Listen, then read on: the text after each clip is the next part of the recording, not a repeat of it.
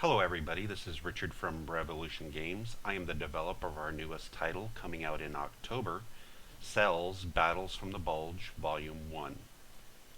Cells represents our first title in a series of games on the Battle of the Bulge.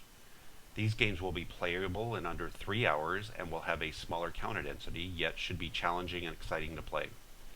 This video represents the first in a series of videos that will introduce the game to players. This video will focus on the map and counters of the game, and our next video will focus on the mechanics of the game. Cells comes with one 22 by 17 inch map, 88 die-cut counters, a player chart, and one rule booklet.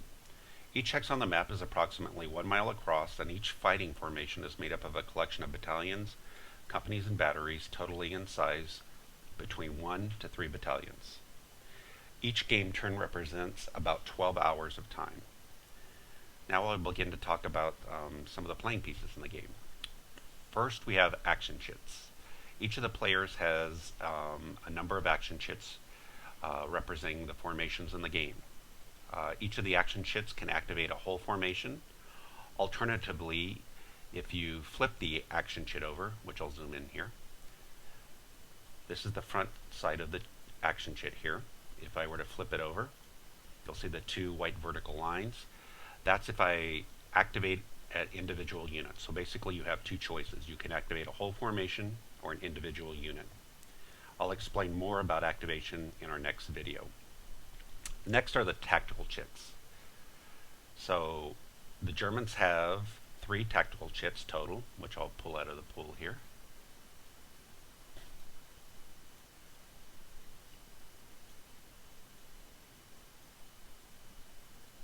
And the Allies have 4 tactical chits.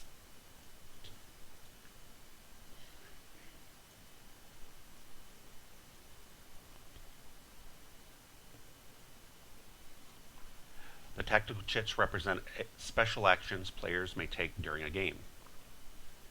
So what happens in a game turn, you will place all of your tactical chits in a pool along with some of the formations. Depending on the turn, the formations available are different.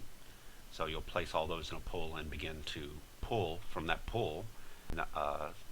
For example, you could pull a tactical chit and get a knight replacement. So the combat units in the game represent historical formations which fought in the battle. The US units are olive green. For example, here's the 2nd Armor.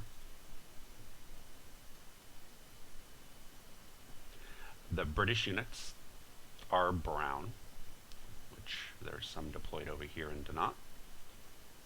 I'll bring over here. And the German units are gray, of course. The symbols on the units represent armor, infantry, recon, and self-propelled anti-tank. The armor, recon, and self-propelled anti-tank units are represented as motorized units and use a different movement column than the infantry. The numbers on the counters represent attack, defense, and movement. The combat units have 2 sides. The front side of the counter represents the unused side, and the back side of the counter represents the used side, which is designated by the vertical white lines or the white text on the back side of the counter. After a unit either moves and or has combat, it is flipped to its used side until it is activated again by an action chit or during the recovery phase.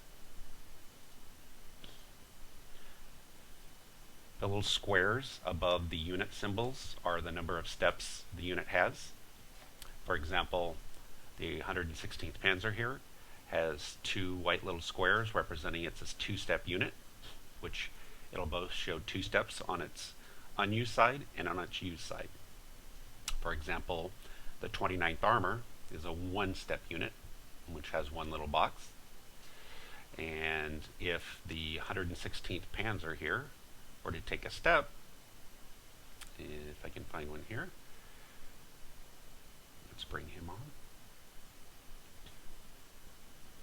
You can see that if during combat the 116th Panzer were to take a step, he would be replaced by his stepped 116th Panzer Armor Unit. And you can see on his reverse side, he has the white also to represent his use side.